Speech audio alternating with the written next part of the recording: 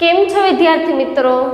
વિદ્યાર્થી મિત્રો, આપણે ધોરણ 3 માં પર્યાવરણમાં પાઠ 17 પત્રનો પ્રવાસ સમજી રહ્યા છીએ. આપણે આગળના લેક્ચરમાં પાઠ્યપુસ્તકમાં પેજ નંબર 115 સુધી જોઈ લીધું હતું. હવે પેજ નંબર 116 માં જે પ્રવૃત્તિ આપેલી છે એ આપણે સમજીએ. તો પેજ નંબર 116 માં તમને નીચે ટિકિટના ચિત્ર આપેલા છે અને બીજા ઘણા બધા પોસ્ટકાર્ડના જેવી ઘણી બધી વસ્તુઓના ચિત્રો આપેલા છે. પોસ્ટ ઓફિસમાંથી જે વસ્તુઓ મળતી હોય એવી વસ્તુઓને ઓળખી અને તેના નામ લખવાના છે. તો એમાં આપણે નામ જોઈએ દરેક વસ્તુના. પહેલી વસ્તુનું નામ છે પોસ્ટકાર્ડ. પહેલું ચિત્ર તમને શેનું દેખાય છે? પોસ્ટકાર્ડનું.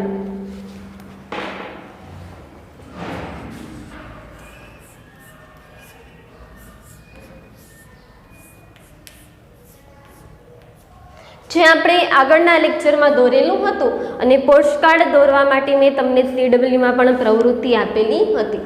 પહેલું ચિત્ર છે પોસ્ટકાર્ડનું. બીજું ચિત્ર છે આંતરદેશીય પત્ર.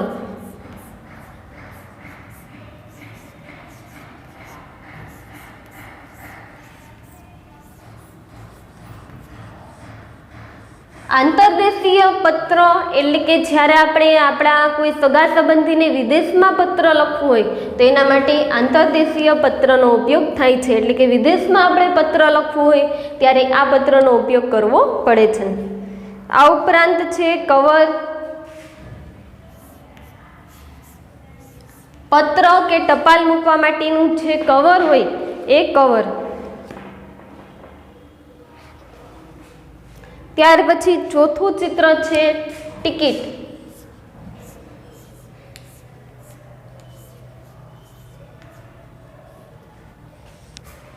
જે આપણને પોસ્ટ ઓફિસમાં જોવા મળી છે. ટપાલની ઉપર જો તમે ટિકિટ લગાડેલી ન હોય તો એ ટપાલ તમારો પહોંચતો નથી. એટલે કે જ્યારે આપણે પોસ્ટકાર્ડ લીધેલું હોય તો એના ઉપર ટિકિટ લગાડવી ફરજિયાત છે.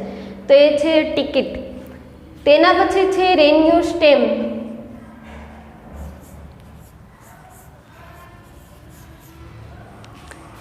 Revenue stamp.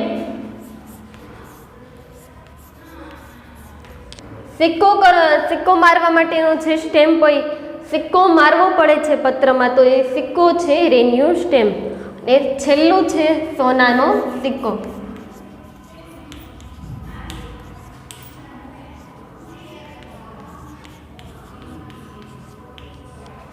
તો આ દરેક વસ્તુ આપણને પોસ્ટ ઓફિસમાંથી મળે છે. હવે ઉપર તમને જે ખાલી જગ્યા આપેલી છે તેમાં તમે જુદા જુદા પ્રકારની છાપ, ટપાલની ટિકિટ સંગ્રહ કરી અને નીચે લગાવો. જુદા જુદા પ્રકારની તમને ટિકિટ મળતી હોય તો એ ટિકિટ તમારી ઘરે જો જૂના ટપાલ પત્ર હોય તેના ઉપર પણ ટિકિટ લગાવેલી હોય, અથવા બજારમાં પણ આપણને ટિકિટ સ્ટેશનરીમાં પણ સરળતાથી મળી જાય છે. તો તમે ટપાલની ટિકિટ કહો એટલે તરત જ તમને ટિકિટ આપશે.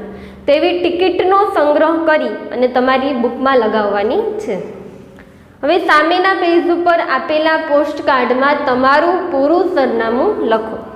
નીચે એક પોસ્ટકાર્ડ દોરેલું છે જે ખાલી છે. તેમાં તમારે પોતાનું સરનામું લખવાનું છે, તમારા ઘરનું પોતાનું સરનામું. અને તમારા એરિયાના જો પિનકોડ નંબર યાદ હોય તો પિનકોડ નંબર પણ લખવા. વિદ્યાર્થીએ પોસ્ટકાર્ડમાં પોતાનું પૂરું નામ, સરનામું, પિનકોડ નંબર સાથે લખવું. હવે નીચે પ્રશ્ન આપેલા છે. આપણે એ પ્રશ્નની સમજૂતી મેળવીએ તો પહેલો પ્રશ્ન છે સામીરાનો પત્ર વડોદરા ટ્રેન દ્વારા પહોંચ્યો. જ્યારે ટ્રેન ન હતી ત્યારે પત્રો કેવી રીતે પહોંચતા હશે તેની ચર્ચા કરો. આપણે પાઠમાં જોયું કે સામીરાનો પત્ર વડોદરા ટ્રેન દ્વારા પહોંચ્યો. જ્યારે ટ્રેન ન હતી ત્યારે પત્રો કેવી રીતે પહોંચતા હશે? તો જ્યારે ટ્રેન ન હતી ત્યારે દૂરના સ્થળે પત્રો પહોંચાડવા માટે કબૂતરનો ઉપયોગ થતો હતો. આપણને ખબર છે કે શાંતિદૂત તરીકે પહેલાંના સમયમાં સફેદ કબૂતરનો ઉપયોગ કરવામાં આવતો હતો. તો જ્યારે ટ્રેન નહોતી ત્યારે દૂરના પ્રદેશમાં જ્યારે પત્રને પહોંચાડવા હોય ત્યારે શાંતિદૂત તરીકે કબૂતરનો ઉપયોગ કરવામાં આવતો હતો. કેટલીક જગ્યાએ વ્યક્તિઓ દ્વારા પણ પત્રો પહોંચાડવામાં આવતા હતા અને આવી વ્યક્તિઓને શું કહેવાય છે? ખેપિયા.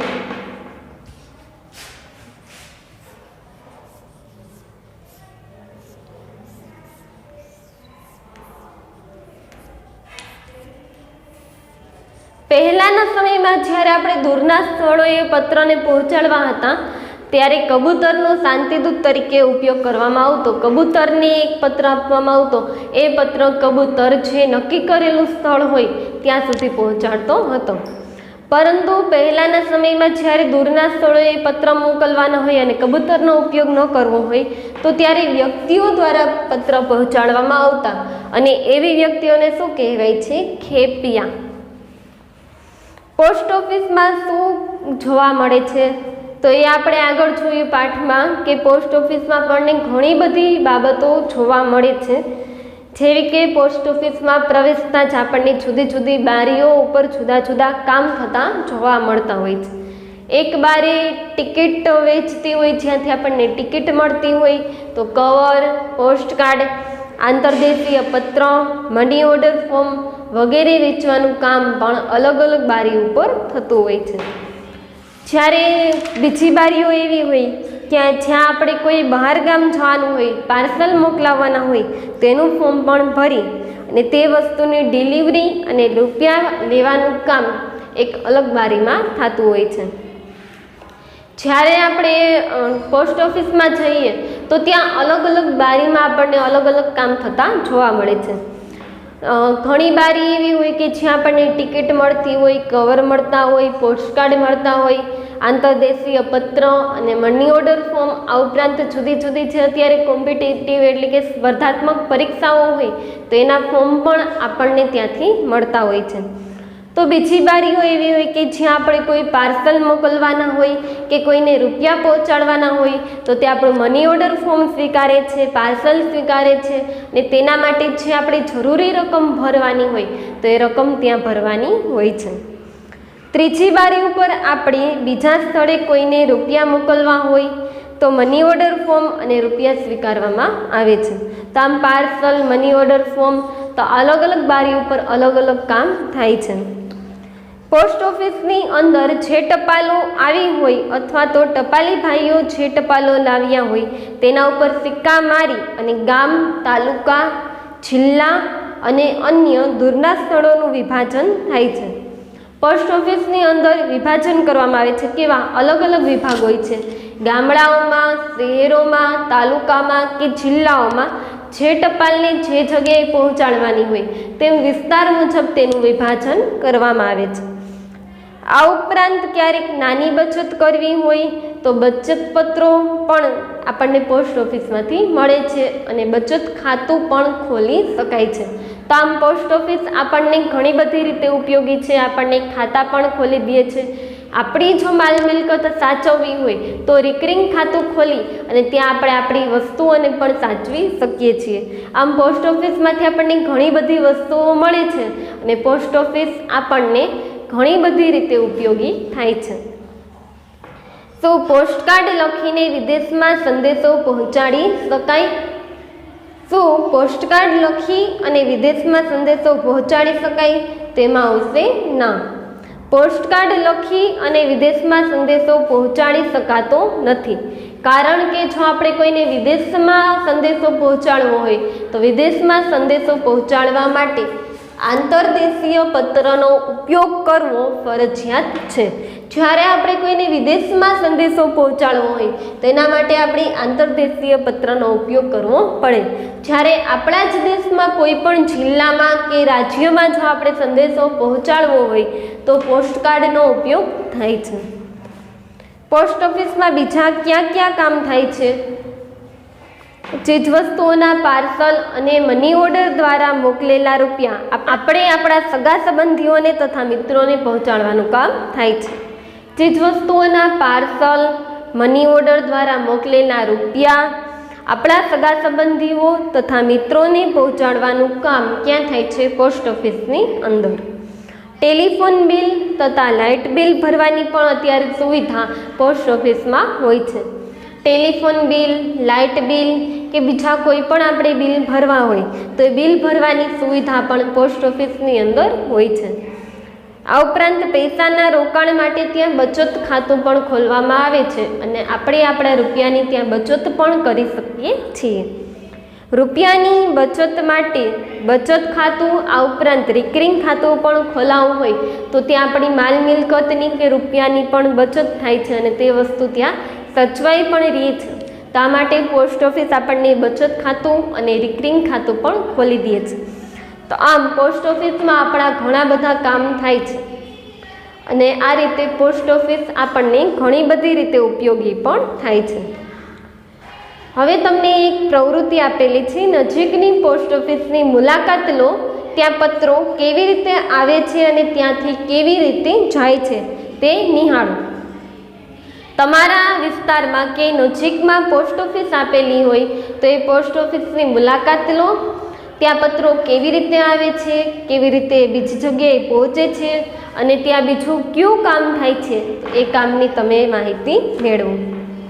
જૂના સમયમાં પત્રો કેવી રીતે પહોંચતા હતા તો એ આપણે જોયું. હવે આપણે આગળ જોઈએ. પાછળના પેજ ઉપર રીના અને રાધા પત્ર વિશે વાત કરે છે. તો બંને શું વાત કરે છે આપણે જોઈએ. તમને ખબર છે, આજે અમે વર્ગમાં પત્રની મુસાફરી વિશે ભણ્યા. શું કહે છે? તમને ખબર છે, આજે અમે વર્ગમાં પત્રની મુસાફરી વિશે ભણ્યા.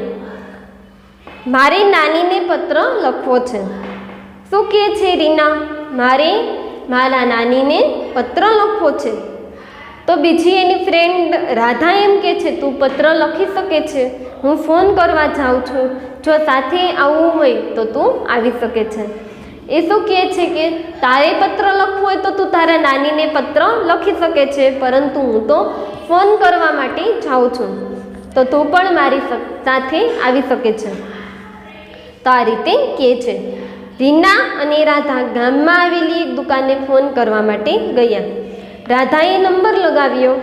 બંનેએ તેમની દાદી સાથે વાત કરી. તેઓએ દુકાનદારને પૈસા આપ્યા. ખૂબ જ આનંદ સાથે ઘરે આવ્યા. હવે શું જોયું આપણે અહીંયા? રીના પાઠ સમજે છે કે તમને ખબર છે, આજે અમે પત્રની મુસાફરી વિશે માહિતી મેળવી. તો રીના એમ કહે છે કે મારે મારા નાનીને ફોન કરવો છે. રાધા એમ કહે છે કે હા, ફોન કરવો હોય તો કર, મારે પત્ર લખવો છે. બંને સહેલી એમ કહે છે હું પત્ર લખું, તો એક એમ કહે છે હું ફોન કરું. પછી બંને જાય છે અને દુકાને જઈ અને એના નાની માને ફોન કરે છે. ફોન કરી ઝડપથી પાછા અવતારીએ છે, પૈસા ચૂકવે છે. તો આ ખૂબ જ ઝડપથી કામ થાય છે. જ્યારે આપણે આપણો સંદેશો પત્ર દ્વારા પહોંચાડવો હોય તો પત્રને લખવો પડે, પોસ્ટ ઓફિસમાં મૂકવા જવા પડે, ત્યાંથી 1 કે 2 દિવસ પછી ટપાલીએ પત્રને લઈએ અને જ્યાં પહોંચાડવાનો હોય ત્યાં પહોંચે. તો આ 4-5 દિવસના કામ પછી પત્ર આપણે જ્યાં પહોંચાડવો હોય ત્યાં પહોંચે છે.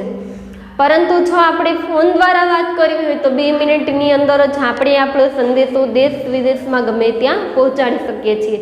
માટે અત્યારે પત્રનો ઓછો ઉપયોગ થાય છે અને મોબાઈલનો, ટેલિફોનનો સૌથી વધારે ઉપયોગ થાય છે.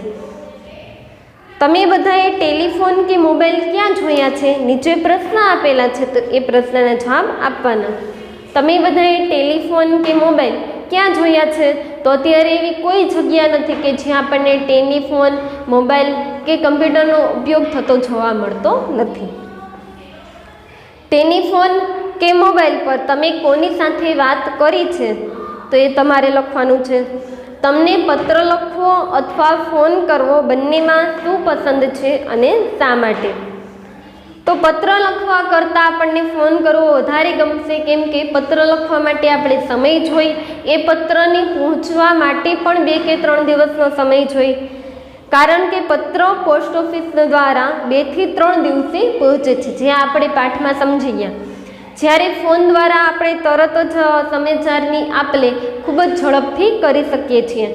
અતિ આવશ્યક બાબત હોય તો ફોન દ્વારા આપણે તરત જ તેનું નિરાકરણ પણ લાવી શકીએ છીએ. જ્યારે પત્ર લખવો હોય તો આપણે કોઈને પત્ર લખી એ શું જવાબ આપે તો આપણે એમના પત્રની રાહ જોવા માટે 1 અઠવાડિયાનો સમય જોઈએ.